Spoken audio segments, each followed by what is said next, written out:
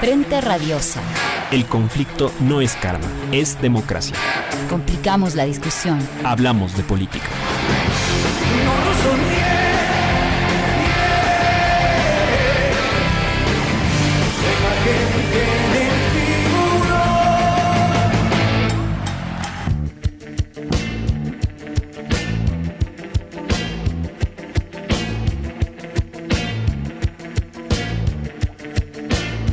Radio Pichincha.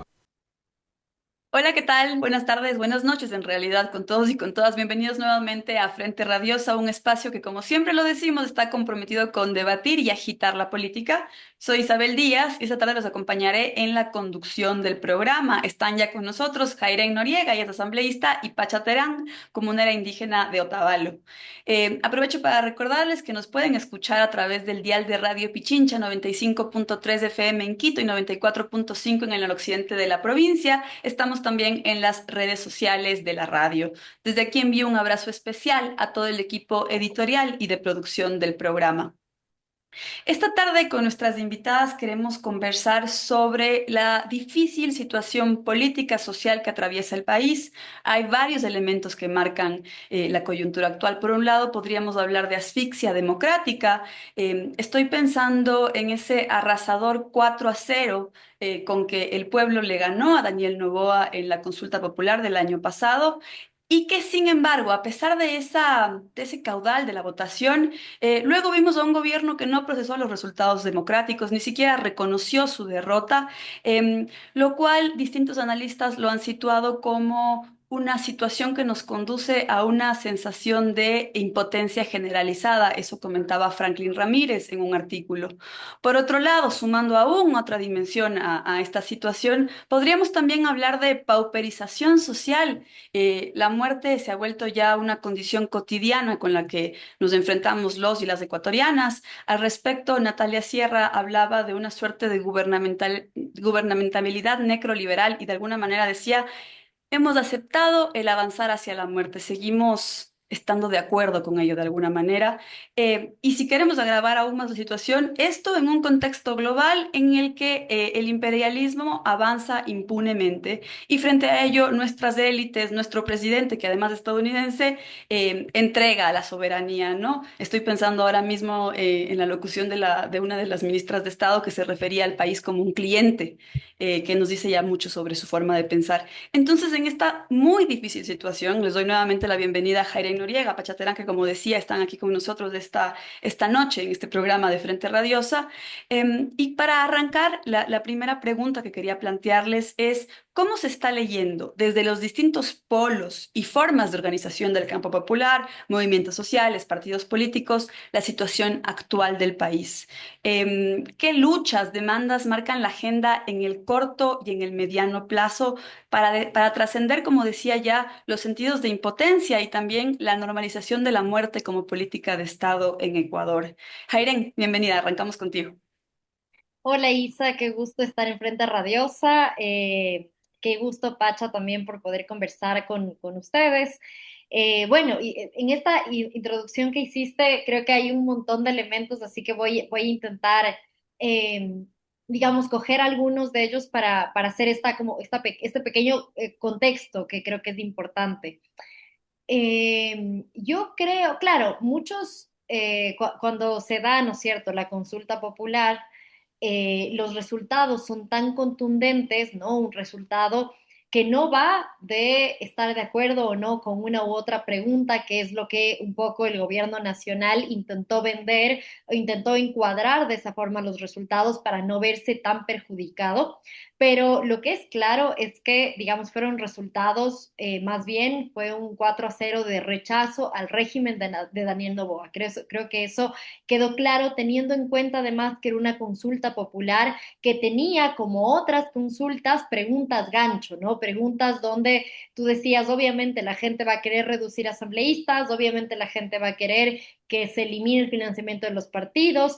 En un contexto de inseguridad era muy probable también, ¿no es cierto?, plegar a este llamado, ¿no es cierto?, a que Estados Unidos venga a salvarnos con una base militar. Y finalmente, digamos, también en un contexto de tal desinformación y de una mentira permanente, la Constitución podía llegar a ser también ese supuesto enemigo, ¿no es cierto?, que era lo que planteaba Daniel Noboa. Pero contra todo pronóstico, la gente se pronunció contundentemente en rechazo al régimen de Daniel Noboa.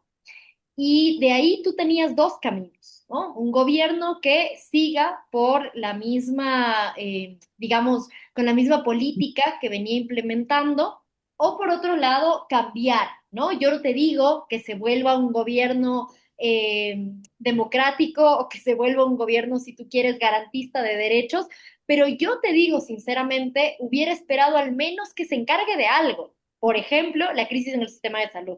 En algún momento yo empecé a pensar, más con los resultados de la consulta, que él iba a empezar a administrar el Estado de una forma distinta para al menos decir que estaba haciendo algo en algún ámbito, o por ejemplo, ¿no?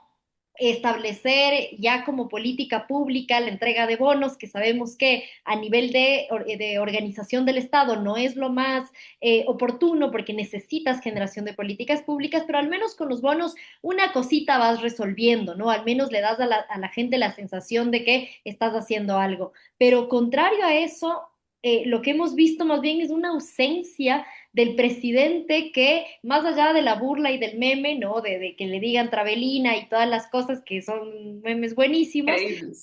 a mí sí me genera una profunda preocupación y no logro entender qué está pasando por la cabeza de Daniel Noboa y digamos, del régimen de gobierno, porque en este punto me parece a mí que el país ya es una bomba de tiempo.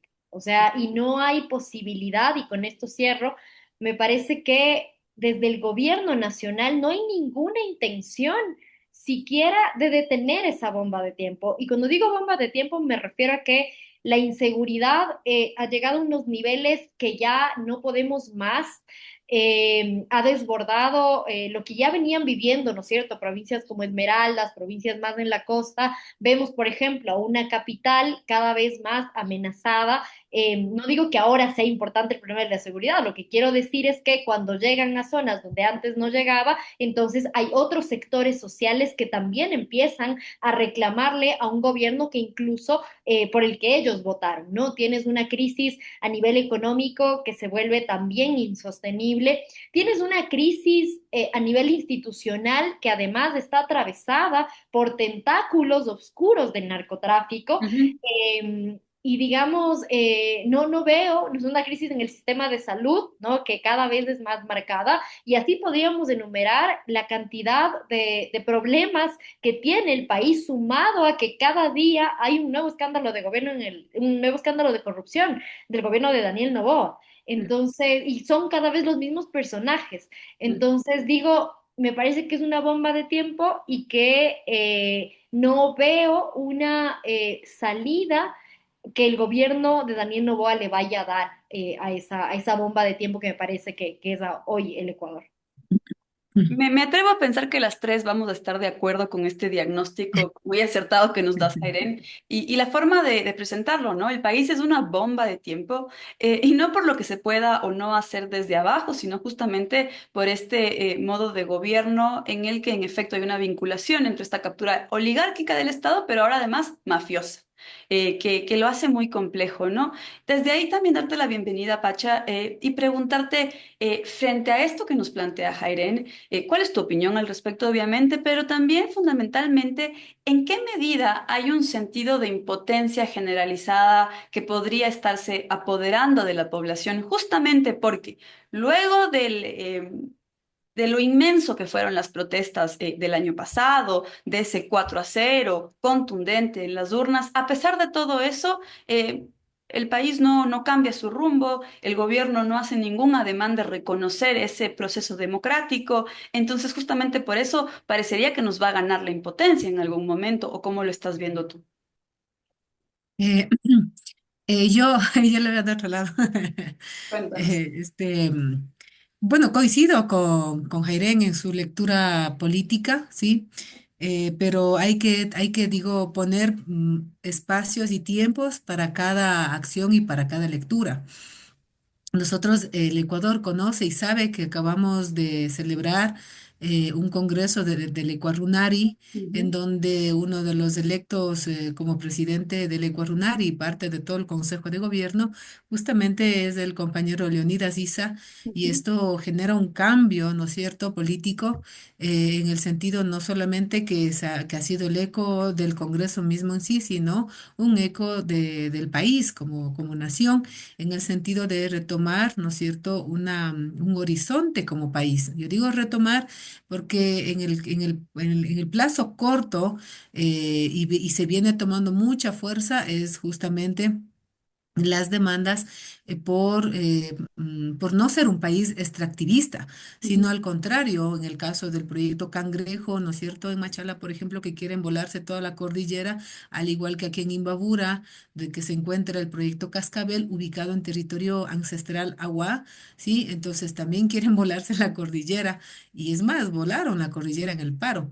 Pero esta lucha, como bien lo ha demostrado la provincia de Azuay, es un eco nacional. Parte de las resoluciones del Congreso del Ecuarunari es justamente hacer una lucha articulada en todos los espacios de resistencia contra la minería y potenciar la agricultura familiar campesina. Es parte de las resoluciones. Entonces, y por otro lado también el Congreso reconoce al pueblo negro como un pueblo ancestral. Significa que es un pueblo que no viene solamente de la esclavitud, sino que ya estuvieron aquí desde antes de la esclavitud. Esto le permite, por un lado, entregarle herramientas de lucha concreta a los pueblos afroecuatorianos o negros en el Ecuador para poder, ¿no es cierto?, luchar en contra de los proyectos mineros en los diferentes espacios que muchas veces por no ser indígenas no pueden acceder a los derechos colectivos o a los derechos propios, etcétera. Entonces, ahí ya se configura un nuevo escenario. Después diríamos, hay un escenario en el que el mismo presidente, o sea, después de las elecciones, él no puede dar la cara, no puede estar en Ecuador, ni siquiera por unas horas. Él estaba en Ecuador hace poco, entendemos que por los noticieros, no sé si será de manera oficial, pero entendemos que él estaba con ganas de generar un conflicto bélico con Colombia, el cual los militares han tenido que pararle. Entonces, ¿qué significa? Tenemos un escenario en el que el pueblo ecuatoriano le ha dicho contundentemente que no en la consulta popular, y eso a su vez ha permitido un cambio geopolítico. Y por otro lado, tenemos, ¿no es cierto?, esperanzas, yo creo, en que la fuerza militar del país resurja en su principio con el que juró defender la patria y la soberanía. Entonces, eso nos permitiría a nosotros tener mejores posibilidades de lucha, creo yo, si es que la noticia que estoy planteando fuera cierta. Pero por otro lado, también tenemos un consejo de la judicatura que se ha desnudado, ¿sí? Donde se ha mostrado que Godoy es el que comanda ujú, ahí. Entonces, el día de ayer nomás hubo, imagínate, un domingo, cómo trabaja la fiscalía, Diosito. Entonces ya comunicó diciendo que van a dar la lucha contra la corrupción incansablemente y todo, pero lo primero que han hecho es notificarnos a todas las personas identificadas como obstáculo del gobierno, como aquellas personas que nos ven como peligrosas para el gobierno. Yo hoy día nomás comentaba tras cámaras que acabo de recibir una quinta notificación porque teóricamente estoy haciendo un financiamiento al terrorismo, cosa que tendrán que demostrar, pero ya inicia un proceso fiscal de investigación, me explico. Entonces, yo me pregunto, ¿no es cierto?, ¿en dónde está el gerente? ¿En dónde está el FITO? ¿Dónde está el FEDE? Y tantas cosas más, ellos no han aparecido. Pero lo importante de este escenario es que tenemos a un Godoy que se ha desnudado en su incidencia directamente en la fiscalía. Entonces, estos elementos, y podemos mencionar más, permite que el Ecuador y la ciudadanía tengan un horizonte hacia dónde apuntar concretamente, y que nos permite, por otro lado, articularnos como pueblo ecuatoriano. Y finalmente, yo diría a largo plazo, Es importante esto, o sea, el mandato del Ecuador, articularnos, ¿no es cierto?, en diferentes espacios de reuniones, de asambleas, de las distintas organizaciones sociales, jóvenes, seguro campesinos, maestros, amas de casa, tricicleros, etcétera, que tengamos articulaciones de artistas, etcétera, para poder ir dialogando y entendiendo cómo va a ser el proceso de la revocatoria de mandato que se tiene que hacer a partir del mes de mayo. Estas han sido eventos que me han permitido incluso poder conversar con diferentes organizaciones justamente en el interés de poder entender cómo debe ser el proceso. Y no tiene que ser nada del otro mundo. Ya han existido alcaldes que han tenido que ser revocados. En este caso, aquí el Consejo Nacional Electoral tendría dos caminos. La una es aceptar la petición que la población organizadamente tenemos que presentar, sí, organizadamente entre todos los sectores organizados populares, o lo otro es rechazar, pero no creo que podría rechazar a varias peticiones que se lo hagamos desde diferentes provincias y organizaciones al mismo tiempo. Entonces eso va a ser distinto. Es por eso que se requiere tener estas permanentes diálogos y conversaciones. Y esto, ¿no es cierto?, siempre y cuando se tenga el escenario donde el presidente llegue a mayo y lo otro también El mismo presidente puede llamar a una muerte cruzada. Por otro lado, también está la Corte Constitucional, al tener un ejecutivo que no cumple las demandas de inconstitucionalidad, también puede revocar su mandato. No sé si sea ese el término correcto, pero puede actuar sobre un mandatario que no está cumpliendo con los fallos de inconstitucionalidad. Parte de eso es la no extracción del petróleo en el Yasuní. Y finalmente, yo coincido mucho con uno de los compañeros heridos que estuvo en el Congreso, para quien dice que, por ejemplo, que Noboa para él no es presidente. Y yo creo que eso es verdad. O sea, para ningún ecuatoriano, Noboa ya no es nuestro presidente. No podemos nosotros seguir reconociéndolo como tal, porque él ha sido títere y marioneta del FMI y no tiene ninguna responsabilidad. Lo ha demostrado en absoluto. No ha podido responder ni en temas de educación, ni en salud, ni en educación, en absolutamente nada. Ni siquiera sus coidearios dentro de la Asamblea Nacional han permitido hacer juicios políticos en muchos de los casos, como el más conocido, el Progen, que desaparecen millones de dólares por cada segundo. Solo Progen desaparecido más de 150 millones de dólares. Imagínate, caso este fin de semana se quemó la refinería. No tenemos respecto a qué han dicho al respecto. Se desaparece galones de diésel en cada segundo. Estamos en cada momento, las platas de los ministerios acceden a la cartera respectiva, pero no hay ninguna ejecución de obra. Entonces, ¿a dónde se va el recurso? Habría que preguntarse. Entonces, perdemos más económica y políticamente teniendo a este presidente, a este señor como presidente, antes que nosotros organizarnos. Y finalmente yo quiero recalcar la ausencia total tanto de la Cancillería ecuatoriana como de las misiones internacionales fuera del país y en especial en Estados Unidos, al haber hecho caso, al haberse mostrado sordos, ciegos y mudos ante el caso de nuestro compatriota Lian, sí, nuestro niño de 5 años y muchos niños ecuatorianos más que están en las mismas condiciones, gracias a toda la movilización mundial, pero cero palabras de parte de la Cancillería, más que para lavarse las manos. No hemos tenido mayor cosa, pero hemos tenido toda esa reacción mundial a que ha permitido que Lian en este momento esté libre. Bien, Pacha, ha situado un montón de elementos, todos importantes. Quizás me voy a quedar con eso que nos comentabas al inicio en tu intervención respecto a esta nueva notificación de persecución en tu contra, ahora por supuestamente fondear terrorismo, pero sobre todo para resaltar el hecho de que no es un caso aislado, que lo vemos repetirse con distintos actores que fungen como oposición al gobierno. Ahora está lo que tú nos comentabas, justamente aquí en el programa la semana pasada conversábamos con representantes de Yas Unidos sobre cómo ellos también han sido víctimas de acoso bancario en su caso. Veíamos también lo sucedido con Luisa González, Andrés Arauz y bueno, otros representantes de la RC que también fueron allanados. En fin, es evidente ya al día de hoy que la persecución judicial a opositores es parte del modus operandi del régimen hoy encarnado en Daniel Noboa, ¿no? Y a eso se suma, como tú bien mencionabas, también la ausencia presencia absoluta de controles a distintas autoridades, casos de corrupción, vínculos mafiosos, fraudes electorales, en fin, me parece que todo esto configura un escenario en el que lo importante, lo fundamental es la defensa de mínimos democráticos que nos permitan subsistir como oposición, hacer política en el país. Entonces, en este marco, Jairen, quería también preguntarte tu opinión respecto a la revocatoria del mandato. ¿Es una opción institucional? ¿Contamos con la fuerza política, social, como para sostenerla? ¿Cómo lo estás leyendo tú desde tu fuerza política? Esta opción, ¿no? De la revocatoria del mandato. Además, considerando que, como bien decía Pacha, a veces quizás sobredimensionamos a la figura de Daniel Noboa cuando hay un montón de poderes que están enquistados en este gobierno, ¿no? Ujú.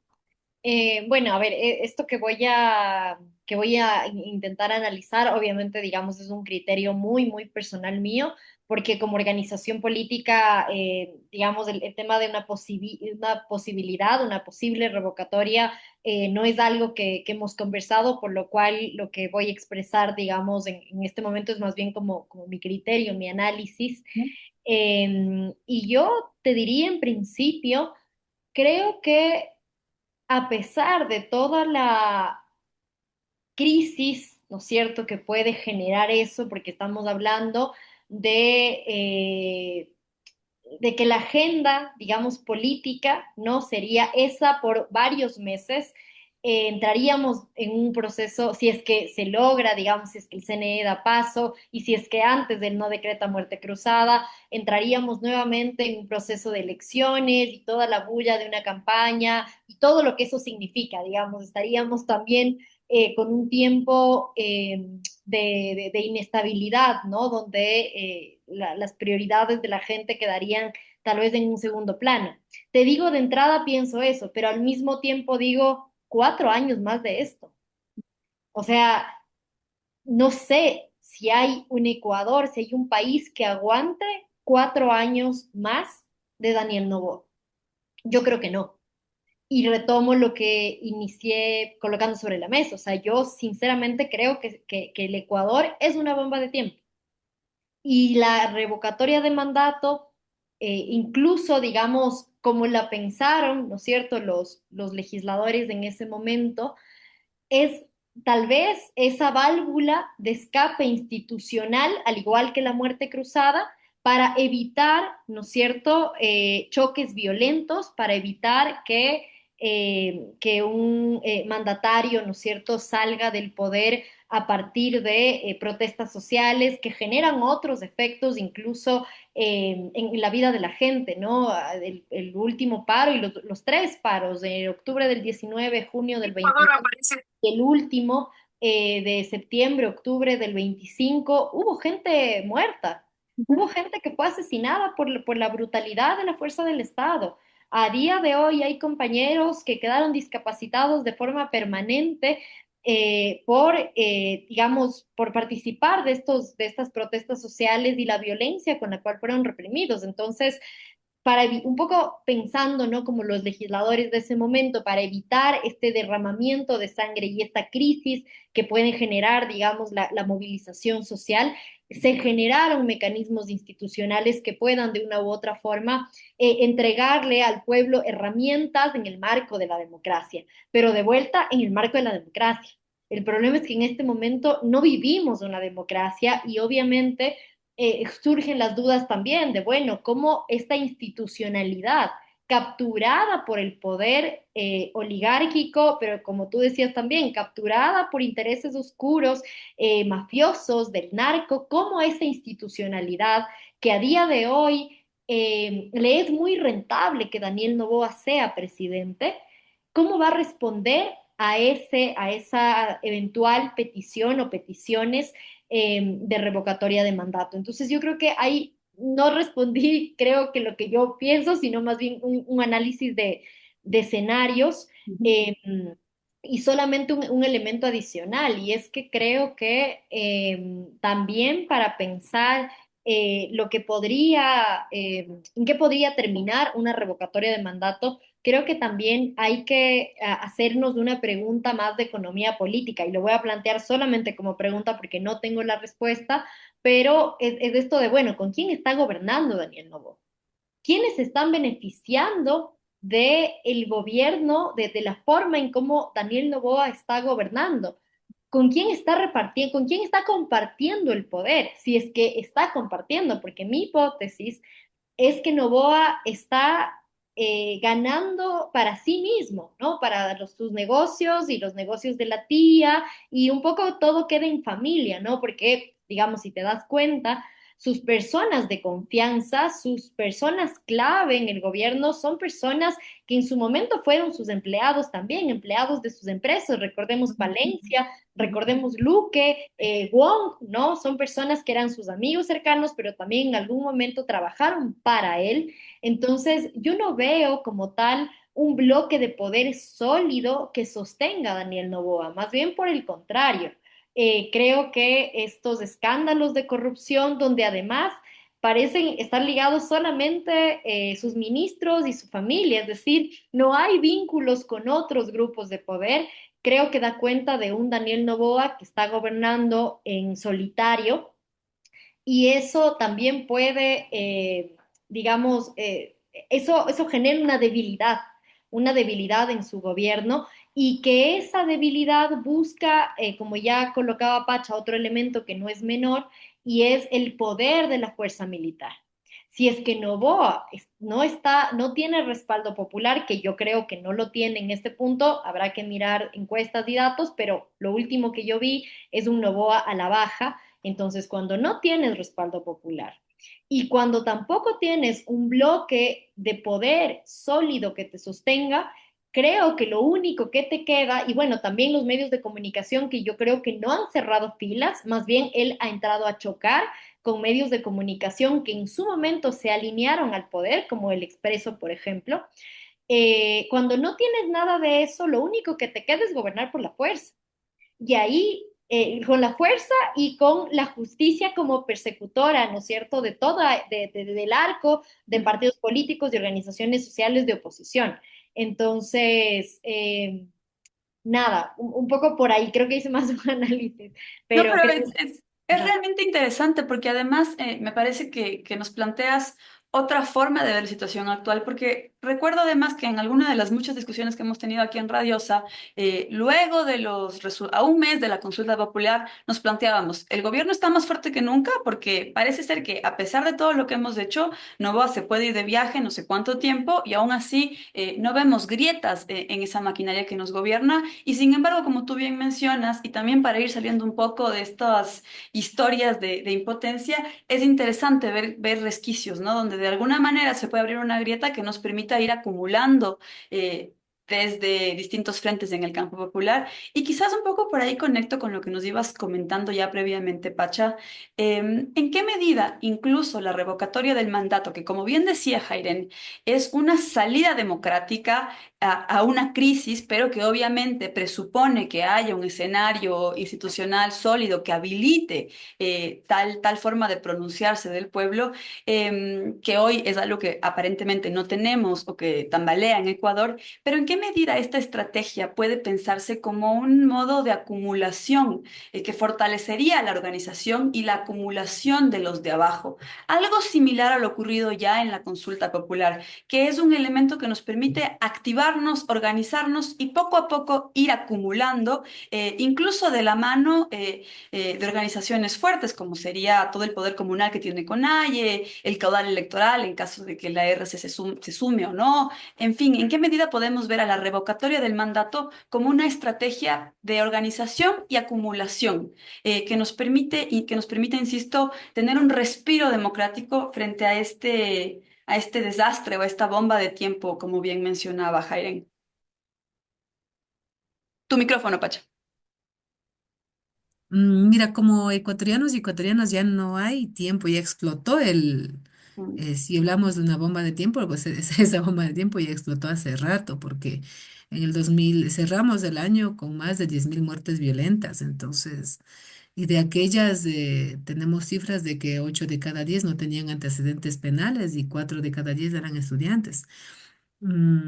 Esta condición violenta que estamos y que además es programada, que si tuviéramos una acción, ¿no es cierto?, de prevención, de veras, de estos números violentos que vivimos en el Ecuador, tendríamos a alguien tras las rejas. O sea, no es normal, sí, en ningún gobierno, en ningún país tener personas disparando a plena vista de todo mundo y en motos y yéndose. O sea, eso ya inmediatamente sería, o sea, deberían ser capturados. Ellos sí deberían ser capturados, ¿no es cierto? Entonces, por ahí hay que entender que tenemos una condición violenta programada. Sí, no es al azar, es programado, porque así además lo permiten.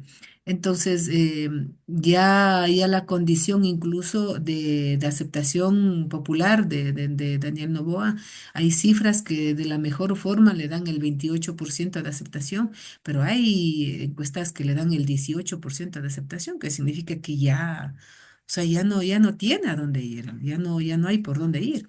De tal forma que si es que nosotros como ecuatorianos y ecuatorianas que estamos escuchando este programa justamente, nos articulamos, ¿no es cierto?, desde diferentes espacios, tenemos que hacer esta petición formal al CNE, ¿sí? Después de ellos sabrán si rechazan o aceptan, pero nosotros como ecuatorianos y ecuatorianas tenemos que hacer esto, si es que Noboa llega a mayo. Eso sí, hay que estar muy conscientes. Eso no sabemos si va a seguir, si va a llegar a mayo por todos sus vicios que tiene o porque realmente ya no puede, porque poder ya no puede. Eso por un lado. Y por otro lado, en cambio, es importante entender que, por supuesto, vamos a estar de la mano con las elecciones seccionales. Y es importantísimo tomar en cuenta eso porque permite entonces anular todo tipo de voto a aquellos partidos que han hecho eco de este gobierno. Y el ADN no puede tener chance, pues, o sea, desde ya tenemos elecciones seccionales y ADN no puede entrar ni para vocal de una junta parroquial. O sea, no puede ser. Ahí hay que cerrar absolutamente todas esas posibilidades y entender a los partidos de derecha también que estarán otra vez viniendo, creo, y etcétera. Entonces, esos gobiernos, esos partidos de derecha ya no pueden venir a reciclarse de ninguna manera. Y al contrario, tendríamos que ir buscando espacios de articulación para que podamos reconocer más bien al pueblo organizado, más allá de los partidos políticos, al pueblo organizado desde los diferentes sectores, porque hay mucha organización formal y grande e informal también que está a la expectativa del tema de la recolección de firmas. Y por supuesto, esto pasa por una organización, esto pasa por generar finanzas, pero que el señor fiscal no venga a estar poniéndonos en duda las fuentes de financiamiento que muchas veces son vendiendo sándwiches, haciendo rifas, haciendo bingos. Esa forma de financiamiento quizás el poder nunca lo va a entender porque está muy lejano al pueblo ecuatoriano, que si es que tenemos una naranja y la naranja tiene 10 tajas, pues nos compartimos los 10. Entonces, así vivimos el pueblo ecuatoriano. De tal forma que el reto de la población ecuatoriana, tanto aquí en el país como fuera del país, por un lado es sostener, ¿no es cierto?, este objetivo, ¿no? Y digamos, eso es un mediano plazo porque estamos hablando de mayo para inmediatamente hacer esta solicitud formal. Pero por otro lado, a un plazo medianamente largo, porque también es corto, es entender la dinámica de las elecciones seccionales, en donde también le podemos dar otro cataplum, porque imagínate, es tan importante las seccionales que yo me pregunto, digo, ¿cómo es posible que pasa el proyecto Las Naves en la provincia de Cotopaxi? ¿Quién tiene que dar el permiso de uso de suelo? Pasa por la prefectura. No pasa solamente porque el Ejecutivo quiere poner ahí en la minería o en Imbabura, para que tengamos, incluso siendo geoparque mundial reconocido por la UNESCO y tener el permiso de uso de suelo para una minería en un territorio agua pasa por la prefectura. Entonces, más allá de nuestras afinidades, ¿no es cierto?, de los partidos políticos, vale hacer estas críticas y decir, vean, o sea, prefectura de Cotopaxi, ¿qué pasa? Pues si en este momento la población de Las Naves dijo que no quiere la minería, si no me equivoco, están abriendo a cielo abierto. Y en las naves es tan peligroso hacer esa actividad económica porque de ahí... ahí está el caudal hídrico que alimenta al río Guayas.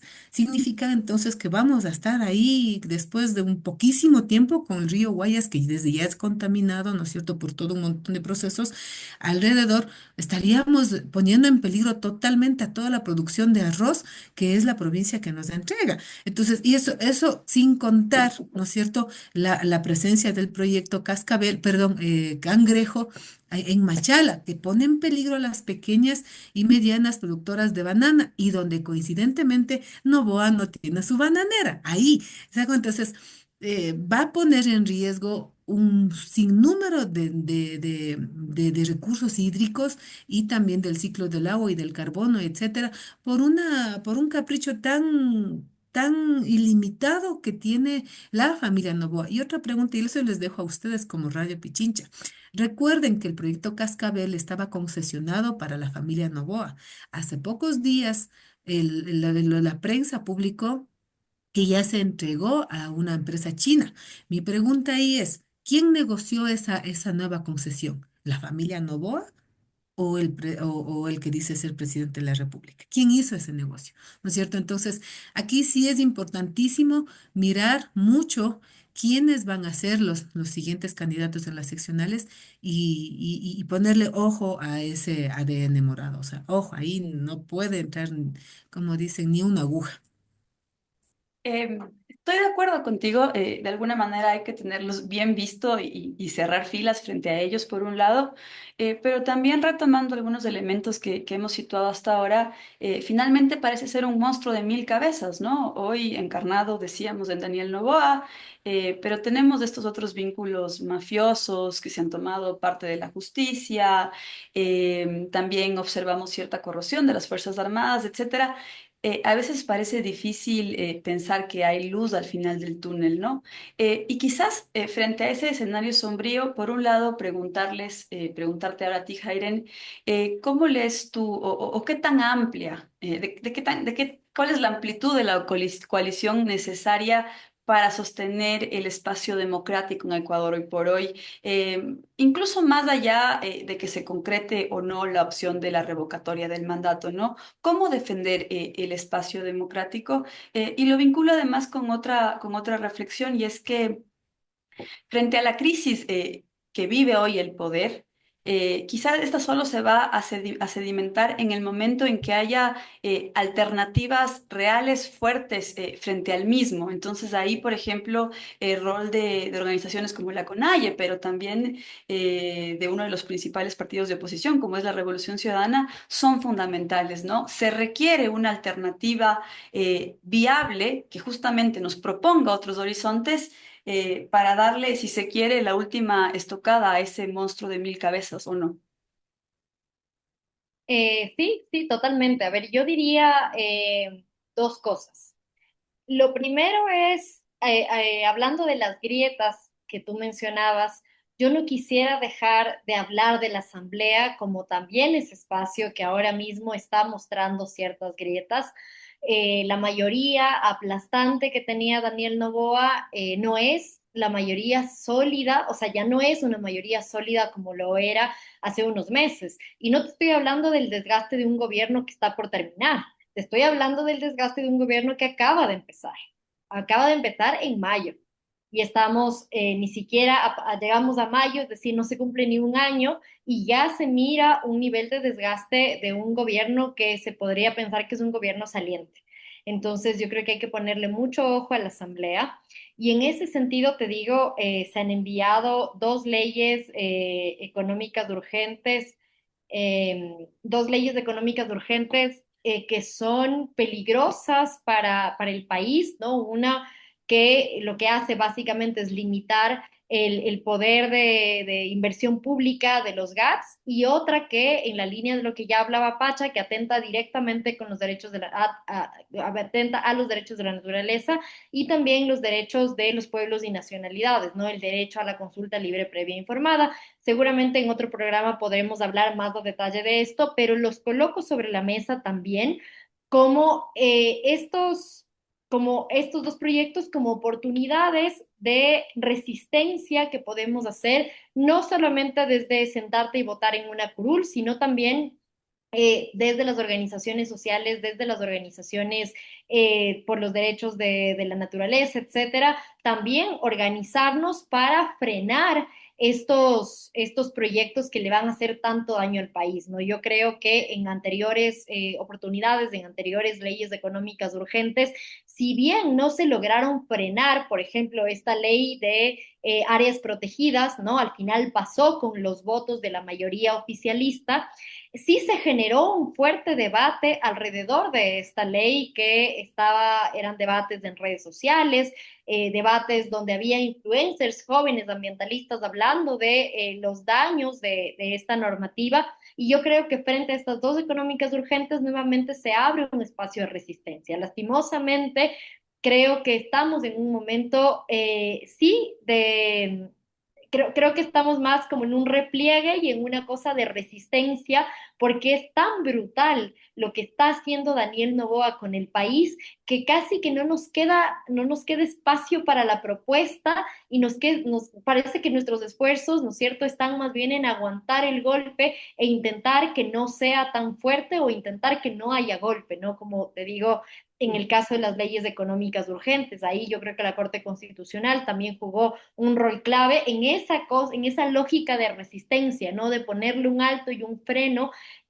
al régimen de Noboa. Creo que la consulta popular también fue eso, fue un espacio de resistencia de poder ponerle un alto y un freno. Creo que estas económicas urgentes se genera también ahí una posibilidad, además en un contexto de una mayoría debilitada que pasa también, digamos, por lo que ustedes ya colocaban sobre la mesa, ¿no? El juicio político a Godoy. Sería súper interesante que en el próximo programa puedan ahondar un poco más de ese tema, porque mañana empieza ya, digamos, las sesiones en la Comisión de Fiscalización sobre el juicio a Godoy.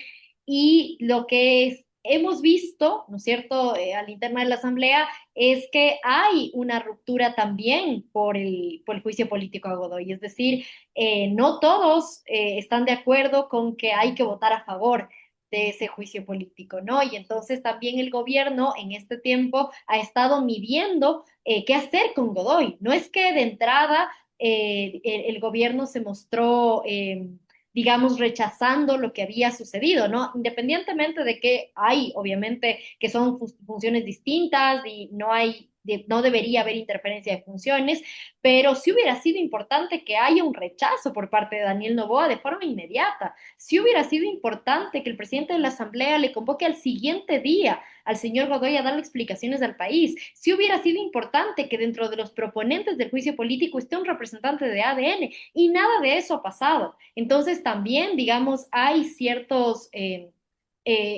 relaciones también con Godoy y con todo lo que eso implica, que ha generado también que en el espacio político de ADN a día de hoy no haya la cohesión que había el 24 de mayo del año pasado. Entonces, no nos descuidemos de la Asamblea. En la Asamblea están pasando cosas y la Asamblea también puede ser un espacio de confluencia de un partido político o de dos partidos políticos, los que quedan decentes de Pachacuti, que son tres compañeros, más la Revolución Ciudadana y más las organizaciones sociales haciendo fuerza digamos, en contra de estos proyectos económicos urgentes, pero también por limpiar la justicia, por ejemplo. Creo que el juicio político a Mario Godoy debería ser un juicio político de la gente, buscando que en este país la justicia sea transparente y la justicia nos cuida a nosotros y no al narco. Y para que eso pase, Godoy tiene que salir. Así que, bueno, veo eso y ya me perdí la pregunta. No, ahí ya situaste varios elementos, Aiden, y quizás te adelanto ya lo que sería mi última pregunta, porque también me interesa un poco pensar en esta nueva agenda de la Revolución Ciudadana, pensando también en el cambio de dirigencias que recientemente han tenido. Pero antes de seguir con eso contigo, Jairen, regreso contigo, Pacha. Y me gustaría preguntarte algo respecto a la disputa de sentidos comunes a nivel de la organización social, y sobre todo ustedes que están haciendo pedagogía popular, trabajo en territorio, preguntarte en qué medida hay claridad a nivel de la ciudadanía, de los distintos actores de la organización social, de que este despojo que vivimos es perpetrado por alguien. Y lo planteo en esos términos o si no por alguien, por un sistema, ¿no? Por una forma de ejercer el poder. Y lo planteo en esos términos porque de lo contrario también podemos caer en sentidos de apatía política, de todos son iguales, insisto, ¿no? De esta sensación de impotencia generalizada, cuando en realidad quizás el trabajo político que tenemos que ir haciendo es ir nombrando culpables, modos de hacer política, modos de capturar el Estado, que finalmente lo que han acabado haciendo es expulsar a los muchos, ¿no? Entonces sí me interesaba preguntarte en qué medida hay una conexión entre esto, ¿no? El orden oligárquico mafioso y la pauperización de la vida social a la que asistimos todos y todas. A ver, una de las características de los gobiernos de derecha del Ecuador y del mundo es ser altamente ineficientes y tener un contenido alto de propaganda para hacernos creer que estamos bien, ¿sí? Por eso podemos ver que muchos de los gobiernos de turno aquí en el Ecuador y fuera del país gastan full dinero en meternos el cuento.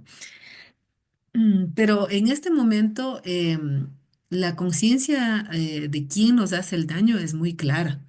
Yo me he encontrado como somos del pueblo, entonces conversamos, pues en el bus, en el parque, en el banco, parados, en las calles, en donde sea. Entonces, la gente es clara, está muy clara respecto a quién es el responsable de toda esta pauperización que estamos viviendo y se llama Daniel Noboa, que corresponde a un proceso de derecha que ha venido alistándose durante todos estos generaciones, ¿no? Recordemos que Noboa abuelo incidía sobre el gobierno de Cordero, ¿sí? Noboa tía tenía mucha incidencia sobre el gobierno, ahí sí lo voy a decir, Yaira, no te enojarás, sobre el gobierno de Correa, ¿no es cierto?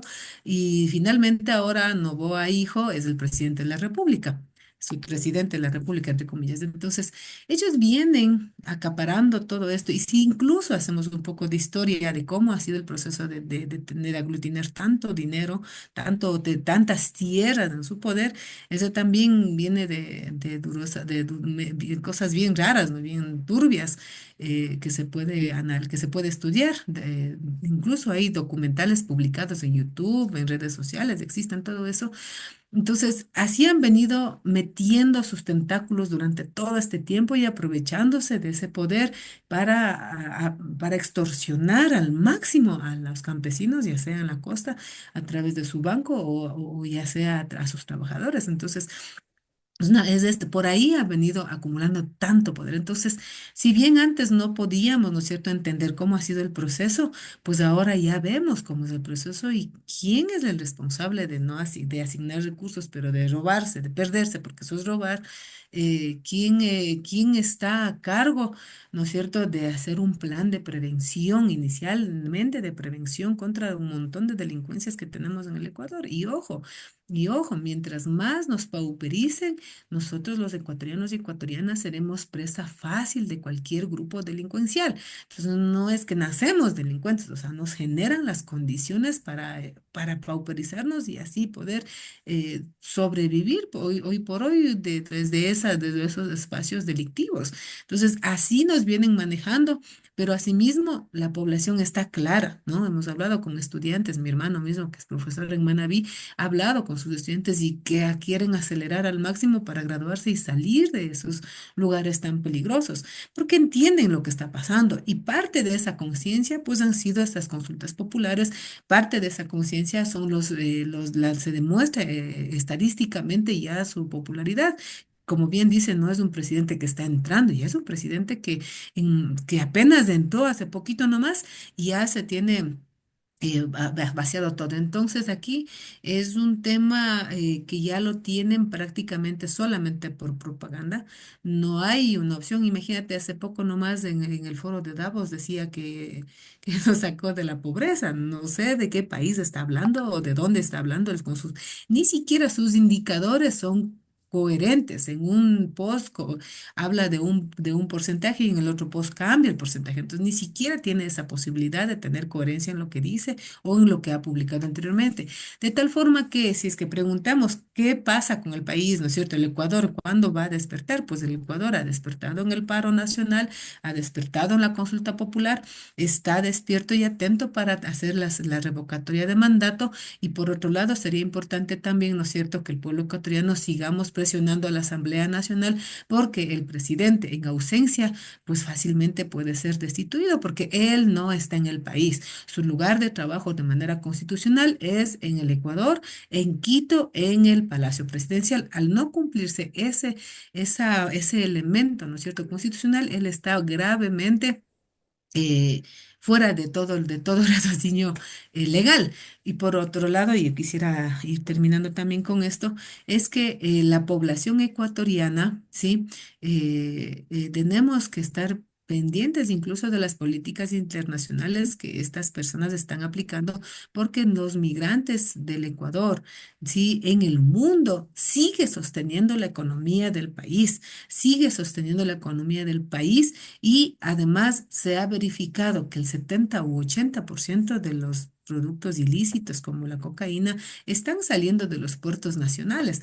Entonces es importante que las autoridades, ¿no es cierto? Yo sé que habrán jueces como el doctor Serrano que se ha jugado su vida por cumplir lo que en derecho se dice. Entonces habrán jueces, policías y militares también honestos y transparentes y esa fuerza requerimos tenerlo para que podamos enrumbar al país en el estado plurinacional, en un país sin minería, ni pequeña ni gran escala, y las que están allá en la provincia del Oro, en Saruma y etcétera, pues tienen que legalizar y controlarse, porque también no podemos ser ciegos en esas realidades. Y por supuesto, las violencias tienen que ir parando. Y eso se hace en coordinación con el movimiento, ¿no es cierto?, con las comunidades que hacemos derecho propio, pero también con la fiscalía para que puedan entregar las herramientas necesarias, porque tampoco podemos decir, dennos las armas y vamos a disparar. Eso no es así. Hay un proceso en el que tienen que pasar por lo cultural, por lo artístico, por lo educativo, por el reconocimiento de nuestros territorios y entender quién es realmente el violento aquí. A nosotros nos está violentando el Estado ecuatoriano y se está incumpliendo. Y ahí sí, ya Irene, sería importante entender, ¿no es cierto?, de aquí en adelante, que los procesos jurídicos que tenemos que hacer cuando se tenga que pedir la rendición de cuentas de tanta gente inocente que ha pagado su vida en el paro o fuera del paro. Es como que no tenemos opción.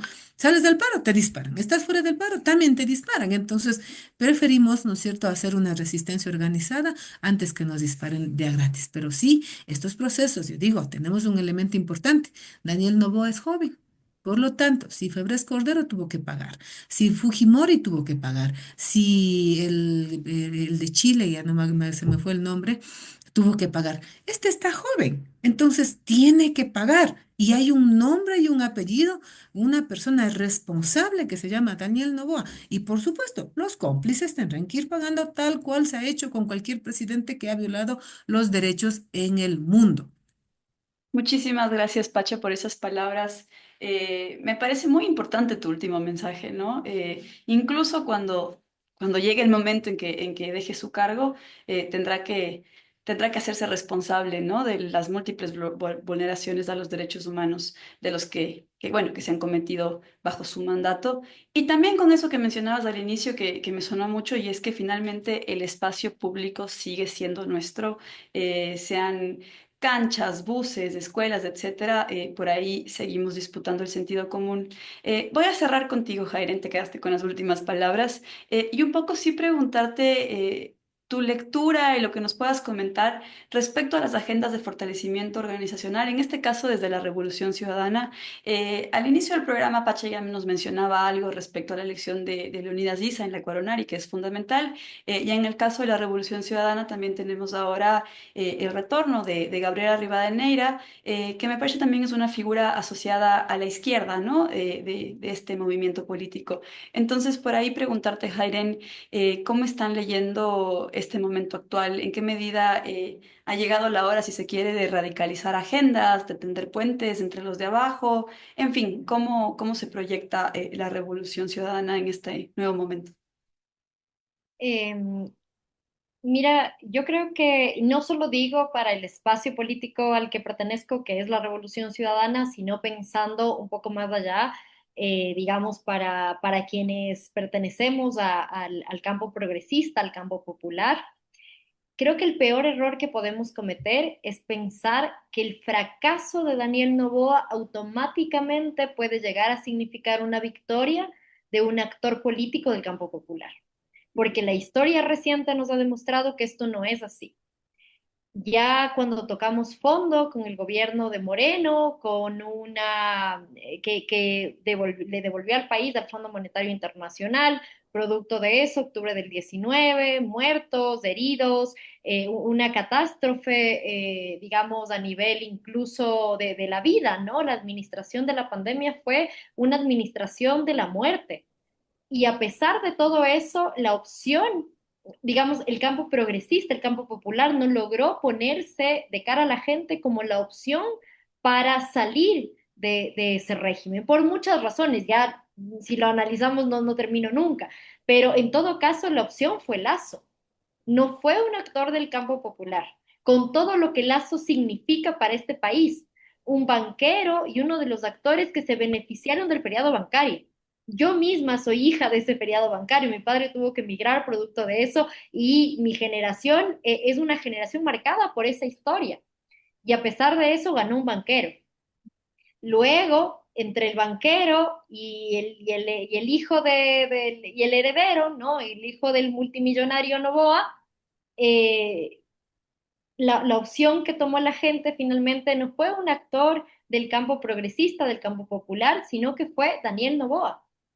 Y en estas últimas elecciones, que sí que fueron elecciones fraudulentas, que sí que fueron elecciones con una cancha inclinada, pero a pesar de todo eso, también Daniel Noboa, hasta ese momento, ya después de haber demostrado que él iba a ser un gobierno nefasto, porque ya venía de una administración que nos devolvió al Fondo Monetario, bueno, una administración también muy mala, su anterior gobierno para terminar el periodo, finalmente también hoy en día nos gobierna. Entonces, insisto, creo que el peor error que puede cometer el campo popular y progresista es pensar que únicamente con los errores de Daniel Noboa, entonces un actor de los nuestros puede llegar a volver a gobernar este país. Y ahí en ese sentido me parece muy importante que empecemos de a poco a combinar, ¿no es cierto?, este espacio de resistencia con un espacio también un poco más de propuesta, un poco más de colocar también agendas sobre la mesa, porque hasta el momento hemos estado un poco defendiéndonos, ¿no? Hemos estado defendiendo derechos, hemos estado defendiendo lo poco que nos queda, pero no basta con esa defensa de cara a, por ejemplo, las elecciones seccionales que lo ponía Pacha sobre la mesa o en un eventual escenario de revocatoria de mandato. La defensa es importante, sí, pero ¿qué le vamos a proponer al país? ¿Qué tipo de sociedad le vamos a proponer al país? Sí, la reconstrucción del Ecuador, que digamos es la línea base, sí, la reconstrucción de las condiciones democráticas de este país, pero también tenemos que poder tener sintonía con otras agendas, con nuevas demandas que seguramente estarán sobre la mesa. Hay ciertos temas que dentro del campo popular tampoco hemos logrado ponernos de acuerdo y es la agenda del extractivismo, ¿no es cierto? Ciertos temas que creo que es importante conversar, creo que es importante ponerlos sobre la mesa y también entregarle al país una propuesta de esperanza, pero que sea real y que la gente lo tome como factible, ¿no? Y solo con este ejemplo cierro para que se entienda mejor la idea. Y es que cuando Andrés Arauz dijo en campaña que para reactivar la economía se podía entregar un incentivo, ¿no es cierto?, de $1.000 para las familias y eso te ayuda, digamos, a reactivar la economía desde abajo porque, digamos, el consumo se dinamiza y bueno, es una cadena, ¿no es cierto?, virtuosa, un círculo virtuoso de consumo. La gente lo vio como una propuesta como inverosímil y hasta graciosa y como que, digo, no logramos llegar con mensajes como esos, a pesar de que técnicamente, ¿no es cierto?, y económicamente podía ser una propuesta factible, viable e incluso muy beneficiosa para el país. Entonces, creo que hay que ser ponernos muy, muy bien las pilas, ¿no es cierto?, para poder a la gente entregarle un plan de esperanza y que esta salida a este régimen de Noboa sea una salida por izquierdas y no sea una salida por una extrema derecha o no sea una salida por un outsider que puede aparecer, que tranquilamente Topic puede volver a entrar en el juego y eso nos pondría digamos, a quienes estamos del centro a la izquierda un poco en apuros, porque es un tipo que finalmente tiene un capital político importante, pero que en un eventual gobierno no le significaría necesariamente a la mayoría de ecuatorianos bienestar, porque sabemos cómo piensa. Entonces, eso, ¿no? Como no descuidar también la propuesta política, a poner más bien a ejercitar la creatividad política, ¿no es cierto?, para poderle ofrecer a este país una alternativa real, concreta, y que además sea una alternativa construida entre varios, ¿no? Creo que la ERC es fundamental en eso, pero no es el único actor y solos me parece que no alcanza. Bien, muchísimas gracias, Jairem Pacha, por haberse dado cita esta tarde, por leer tan generosamente las condiciones de la resistencia, pero también la necesidad de propuestas y el lugar que puede tener o no la revocatoria del mandato como salida democrática a la crisis que sabemos que vive el país. Se nos acabó ya el tiempo, aquí cerramos este programa de Frente Radiosa y como siempre lo hacemos, nos vemos con nuestro público la semana que sigue por la señal de Radio Pichincha. Muchas gracias, hasta luego. Qué Gracias, gusto. chao.